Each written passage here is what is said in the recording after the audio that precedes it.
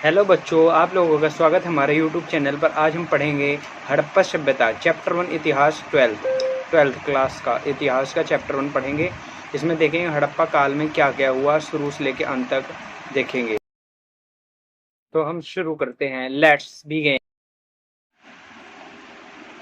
ईंटे मन के अस्थिया, हड़प्पा सभ्यता। हड़प्पा मुहर चित्र 1.1 में हम देखेंगे। ये हड़प्पा सभ्यता की एक मुहर है। हड़प्पा अथवा सिंधु घाटी सभ्यता की सबसे विशिष्ट पुरावस्तु सेलखाड़ी नामक पत्थर से बनाई गई है। इन पर मुहर समान रूप से जानवरों के चित्र और हमें लिपियां मिली हैं, जिन्हें अभी तक पढ़ा नहीं गया है। फिर भी इस क्षेत्र में उस समय के लोग बसे के जीवन के विषय में हमें पीछे द्वारा छोड़ी गई वस्तुओं की जानकारियाँ मिलती हैं, जैसे उनके आवासीय मृद भांड, आभूषण, औजारे और मुहरें। दूसरे शब्दों में प्राथमिक साक्ष्यों के माध्यम से हमें बहुत सी जानकारियाँ मिलती हैं। हम देखेंगे कि हड़प्पा विश्व में क्या क्या कैसे हुआ। परिभाषिक शब्द, स्थान और काल। सिंधु घाटी सभ्यता को हड़प्पा संस्कृति भी कहा जाता है। प्राथमिक संस्कृति शब्द का प्रयोग पुरावस्तुओं के ऐसे समूह के लिए करते हैं जो एक विशिष्ट और सामान्य एक साथ भौगोलिक क्षेत्र में कालखंड से संबंध पाए जाते हैं। प्राथमिक का अर्थ होता है प्राचीन वस्तु। ये हमारा 1 पॉइंट हो जाएगा। नोट्स आप ऐसे बना सकते हैं, जैसे ये रेड पेन का लगा हुआ है डॉट, यहाँ से यहाँ तक आप एक लाइन हो सकती है। ऐसे ये नोट्स आप बना सकते हैं। हड़प्पा सभ्यता के संदर्भ में इन विशिष्ट पुरावस्तुओं में मुहरें, मनके, बाट, पत्थर, फलक और चित्र 1.2 में हम देखेंगे। ये देखिए, इस प्रकार की हमें सभ्यताएं मिली हैं। पकी हुई ईंटें से मिलती है। ये वस्तुएं ज़्यादातर अफ़गानिस्तान, जम्मू, बलूचिस्तान, ये पाकिस्तान में हैं, और गुजरात जैसे क्षेत्रों में मिले हैं, जो कि एक दूसरे लंबी दूरी पर स्थित हैं। मानचित्र 1। इस सभ्यता का नामकरण हड़प्पा नामक स्थान और जहाँ की संस्कृति पहली बार खोजी गई थी, पृथ्वी के नाम पे जाना जाता है। इसका काल निर्धारण लगभग 26 ईसा पूर्व से 1900 ईसा पूर्व के बीच किया गया है। इस क्षेत्र में इस सभ्यता से पहले और बाद में संस्कृतियाँ अस्तित्व में आई थी, जिन्हें अभी तक पहचाना नहीं गया। इन संस्कृतियों से हड़प्पा सभ्यता को अलग करने के लिए कभी कभी इसे विकसित हड़प्पा सभ्यता भी कहा जाता है। हमारा इस सभ्यता का नामकरण यहाँ से लेके किया गया तक एक पॉइंट हो जाएगा, और इसका काल निर्धारण यहाँ से लेके पूर्व के बीच किया गया, इसका सेकंड पॉइंट हो जाएगा।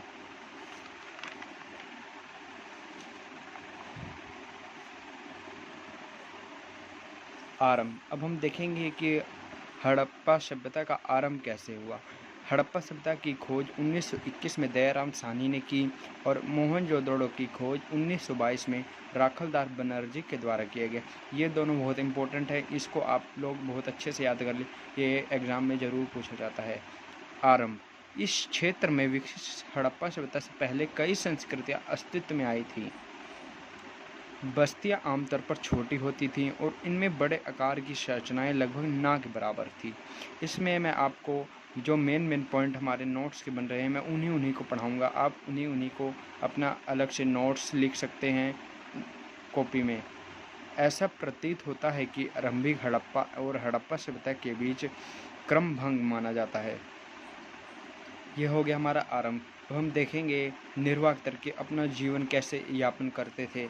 हड़प्पा सभ्यता के निवासी कई प्रकार के पेड़ पौधे से प्राप्त उत्पादन और जानवरों में, जिसमें मछलियाँ भी शामिल थी, इससे अपना प्राप्त भोजन करते थे। जले अनाज के दानों और बीजों की खोज प्राथमिक आहार संबंधी आदतों के विषय में जानकारी प्राप्त करने में सफल हो पाए हैं।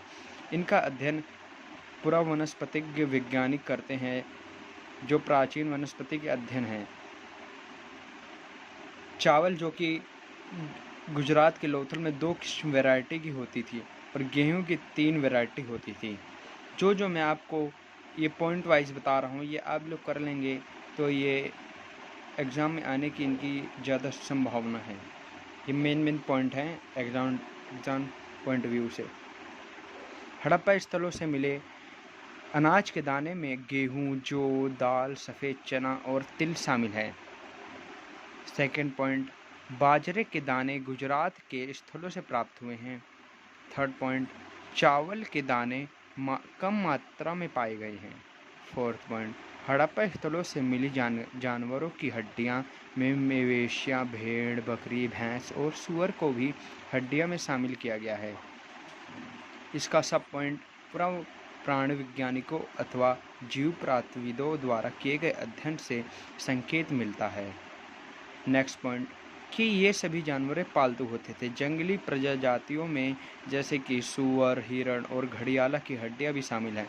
हम यह नहीं जान पाए हैं कि हड़प्पा निवासी स्वयं इन जानवरों का शिकार करते थे या फिर इनका अखेड़ समुदाय से इनका मांस प्राप्त करते थे। हंटिंग कम्युनिटी से इनका मछलियों और पक्षियों की हड्डियां भी शामिल मिली। हंटिंग कम्युनिटी से ये मांस प्राप्त करते थे।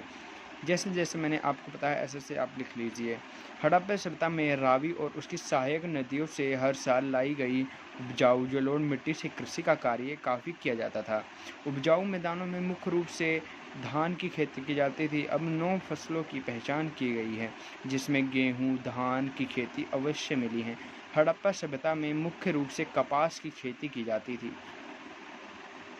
अब हम देखेंगे हड़प्पा सभ्यता में कृषि प्रौद्योगिकी, एग्रीकल्चर नॉलेज।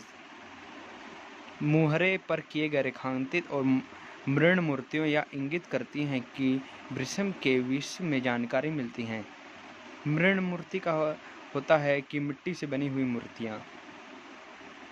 खेत जोत, यहाँ से आप एक पॉइंट बना सकते हैं। खेत जोतने के लिए बैलों का प्रयोग किया जाता था। ये हमारा एक पॉइंट हो गया। साथ ही चोलिस्तान के कई स्थलों पर बनावली हरियाणा से मिट्टी के बने हल्के प्रतिरूप मिले हैं। चोलिस्तान हमारा पाकिस्तान में है। ये हमारा यहाँ एक पॉइंट हो जाएगा। इसके अतिरिक्त पुरातत्वविद को कालीबंगा राजस्थान नामक स्थान पर जुते हुए खेत का साक्ष्य मिला है जो आरंभिक हड़प्पा सभ्यता में संस्कृत है। इस खेत में हल रेखाओं को 2 समूहों में एक दूसरे को समकोण पर काटती थी। इस प्रकार काटती थी एक दूसरे को, जिससे हमें पता चलता है कि एक साथ 2 खेतियां की अलग अलग फसलों की उगाई खेती की जाती थी। अधिकांश हड़प्पा स्थल अर्ध शुष्क क्षेत्रों में स्थित है जहां कृषि के लिए सिंचाई की आवश्यकता पड़ती होगी। अफगानिस्तान में सुतई नामक हड़प्पा स्थल से नहरों के कुछ अवशेष मिले हैं। ये पॉइंट आप इस पर नोट लगाकर इसको लिख लीजिए। ये बहुत इम्पोर्टेंट है, बोर्ड एग्जाम में पूछा गया है। परंतु पंजाब और सिंध में नहीं। ऐसा संभव नहीं है कि प्राचीन नहरें बहुत पहले ही गाद से भर गई थी। ऐसा भी हो सकता है कि कुछ कुएं भी प्राप्त हुए हैं। प्रयोग सिंचाई के लिए किया जाता था। धोलावीरा गुजरात से मिले जलसाव का प्रयोग कृषि के लिए संचय हेतु किया जाता था। ये आप लोग पढ़ लेना, इसको देख लेना एक बार। इस वजह से इम्पोर्टेंट नहीं है उतना ये। अब हम देखेंगे मोहनजोदड़ो। मोहनजोदड़ो एक सुनिश्चित शहर था जो कि हड़प्पा सभ्यता के बाद मोहनजोदड़ो आया। मोहनजोदड़ो में इनके रहने के लिए घर के बारे में बताया कैसे वो रहते थे, नालियों का निर्माण, खान पान की वस्तुएं, अपना जीवन यापन कैसे करते थे। ये एक सुनिश्चित शहर है। हालांकि मोहनजोदड़ो सबसे प्रसिद्ध पुरास्थल है, सबसे पहले खोजा गया स्थल है। इस मोहनजोदड़ो को 2 बस्तियों में बांटा गया था। एक छोटी बस्तियाँ होती थी जो जहाँ पर दुर्ग बने होता था, और दूसरा जो नीचे बस्ती होती जहाँ दुर्ग नहीं बना होता था। ये एक दूसरे को नीचे बनाया गया था। सिंधु नदी के किनारे स्थित था। मोहनजोदड़ो का अर्थ होता है मृतकों का टीला। इसकी खोज 1922 में राखलदास बनर्जी ने की थी। जैसे कि मैंने आपको पहले भी बता चुका है, ये बहुत इम्पोर्टेंट है, ये एग्ज़ाम व्यू में पूछा जाता है।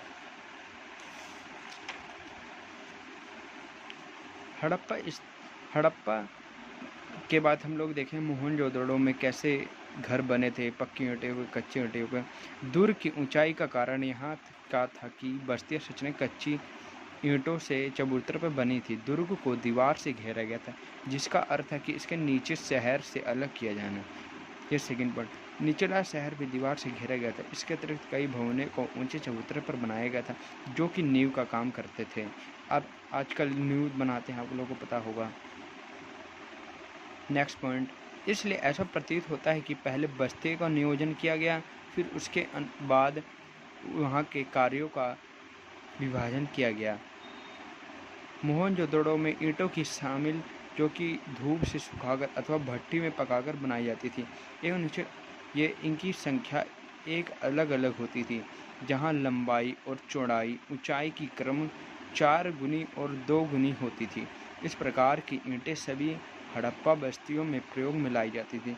ये भी बहुत इम्पोर्टेंट है कि मोहनजोदड़ो में ईंटों की संख्या क्या थी, 4:2 का 1, 4:2:1, 4:2 का 1। आप लोग ऐसे याद कर लेंगे, 4:2 का 1, 1:2 का 4, गाना सुना होगा आपने, 1:2 का 4, 4:2 का 1, इस तरह आप लोग याद कर लेना। यहाँ तक आपको कैसे लगा हो, वीडियो अच्छी लगी हो तो प्लीज़ लाइक करें, सब्सक्राइब करें, चैनल को शेयर ज़्यादा से ज़्यादा करें। आगे की वीडियो के लिए आप हमारे चैनल पर बने रहें। Thank you.